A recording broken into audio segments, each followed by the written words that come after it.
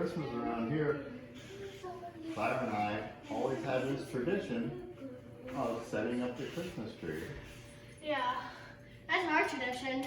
I normally help Nana and Papa set up their Christmas tree at Christmas time. Giggling. Now, let's push it over in the middle more, Clara. No, I think it's okay. It's not even close to being okay. It's fine, Papa. The star is sideways. Papa, it's fine. The star is sideways. I can see the star from here. It's side. Oh, now you're. Is that better? It's better. It's better. But I think you could do a lot better if you pushed it to the right that way. So I think I should push it to the left. I think you should push it that way. I think I should push it backwards. Oh. Does this look like Christmas tradition at your house too?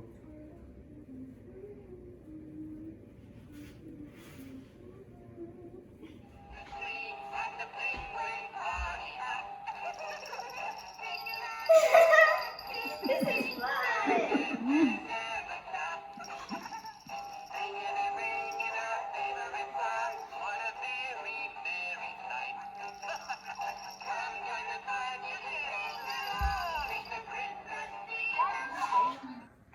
Okay, then you gotta do it a second time.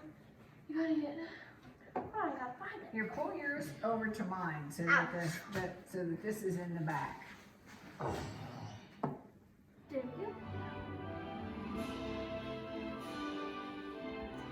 I think it's done.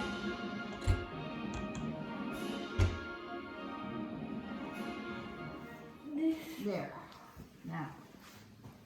There. Okay? Okay. All right, we're done. Just one more thing. We have to get up. There you go. Ow! My hand!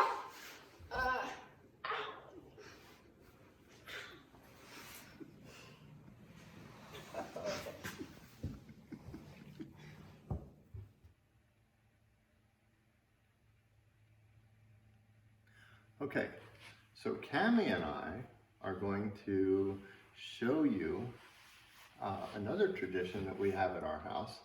At the beginning of the Advent season, Advent meaning the time of the year when we get ready for Christmas, we put up the manger. And we have a manger scene here because Jesus was born in a stable. Now, the story of Christmas starts in heaven. God the Father sent Jesus, the Son, to earth. Now, Jesus was sitting on a throne in heaven, ruling the universe. But now, he chooses to come to earth as a little baby. So, Jesus is born in a stable, the lowest, the least classy room in your house. In the stable, of course, we have Mom, Mary, and his father, Joseph, his earthly father. And they're surrounded by the stable's occupants. Now, the stable normally is occupied by a cow. The cow is important to the people of that day because they didn't have a Wawa or Sheets to go get milk. And if you have milk, you can have, butter and cheese. I don't think they had Swiss cheese, but they could make cheese. And let's not forget the donkey. The donkey is a way that we can get transportation in those days. If you remember, Mary rode on a donkey, and if you were going to go on vacation, you could take your suitcases and you could put them on your donkey, and then you could just let the donkey carry the suitcase for you when you go to the beach, let's say.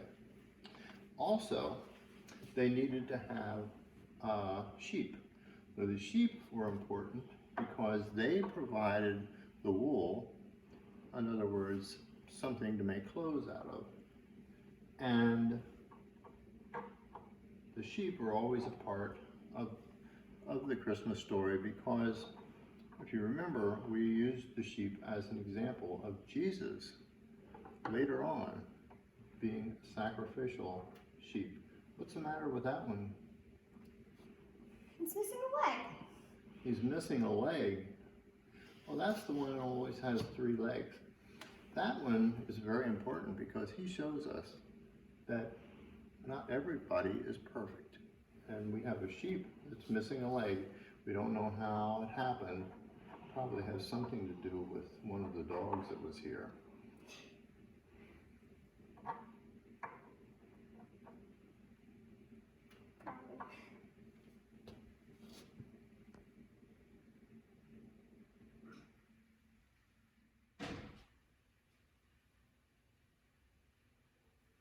So if you think about a stable as being a place for people to keep things a long time ago, you can think of a modern day shed as a place where Jesus chose to be born.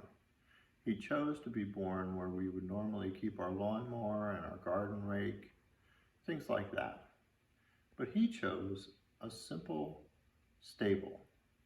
He chose to be born in a place that's very insignificant.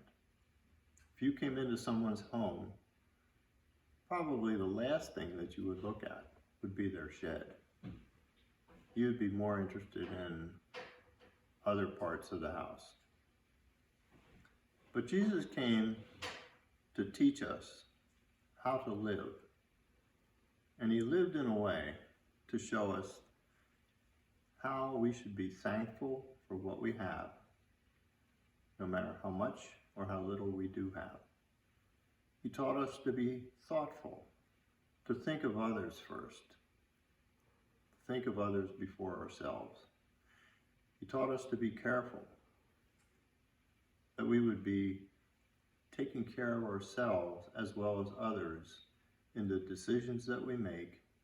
They would be wise and they would be done in a prayerful manner. And he taught us to be helpful. When we see someone in need, that we would go to their aid and help them. If you notice, all those words have full at the end.